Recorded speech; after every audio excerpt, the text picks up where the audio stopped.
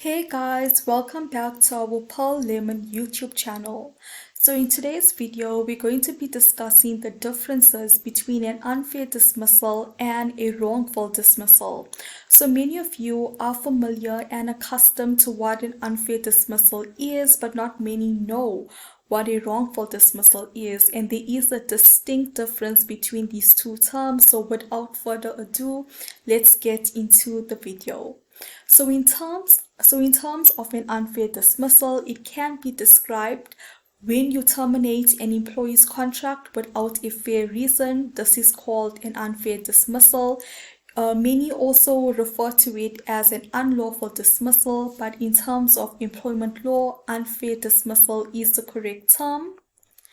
An employment tribunal will find a dismissal unfair if an employee is dismissed for one of the two reasons below.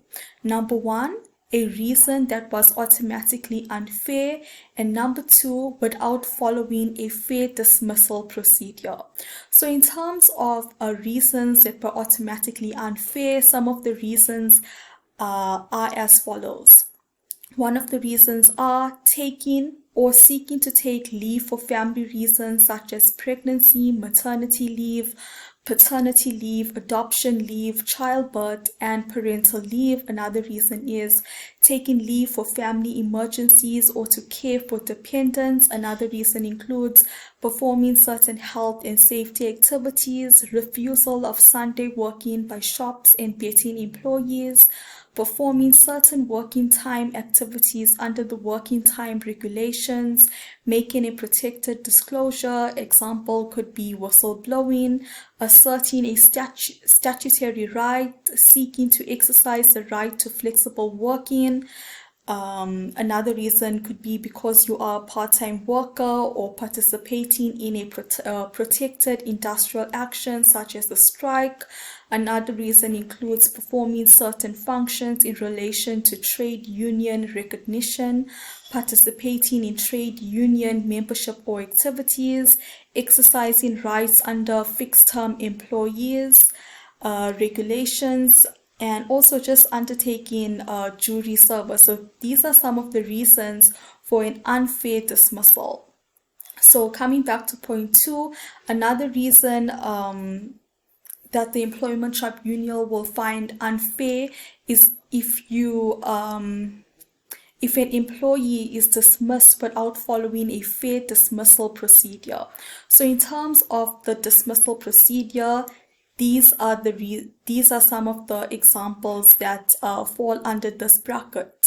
Number one is dismissing an employee without warning or giving them the opportunity to improve their performance. Another factor is dismissing an employee based on hearsay evidence, means by what you hear. Another reason is failing to investigate allegations of wrongdoing thoroughly. Another reason is not giving the employee the opportunity to explain their actions.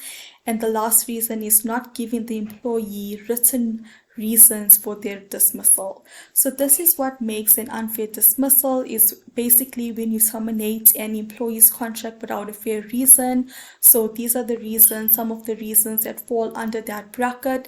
And another factor is without following a fair dismissal procedure, and these are some of the examples that fall under this bracket. So now that we know what an unfair dismissal consists of, let us now go to a wrongful dismissal. So a wrongful dismissal usually involves an employer breaching an employee's contract. So basically it occurs when an employee is dismissed, number one, without notice, number two, without giving them the full notice in their contract, number three, or not giving them their statutory notice at all. So in order to make a wrongful dismissal claim, an employee must prove that the employer dismissed them in a way that breached their contract. They must also prove that they suffered a loss because of that breach, for example, loss of pay, loss of income. And in order to institute that claim, they must make the claim within 3 months minus 1 day of their dismissal. So now that we've went through unfair dismissal and a wrongful dismissal, we need to understand the main difference between these two dismissals.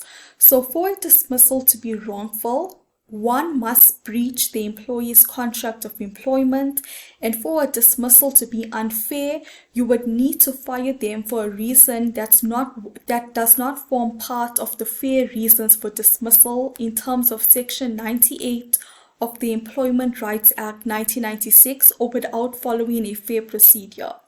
So coming back to where we've started, so these are some of the factors that fall under the bracket for an unfair dismissal in terms of procedure, and these are some of the examples for unfair dismissal reasons. So that is that. So in terms of a wrongful dismissal claim, it requires no amount of service. Wrongful dismissal definitions focus mainly on notice periods, and this includes the notice periods of staffs who are even on their probation. So yes, that was the distinct difference between an unfair dismissal and a wrongful dismissal. So an unfair dismissal is when an employee is dismissed because of an unfair reason or an unfair procedure, and a wrongful dismissal is when an employee is dismissed by breaching an employee's contract, and this can consist of not providing the employee with notice, not giving them the full notice in their contract, or not giving them any statutory notice at all. So yes, that is it for this video. If you have found this information helpful and interesting, please do not forget to like and share this video, and yeah, do not forget to subscribe to our YouTube channel as well. So yeah, till the next video, bye.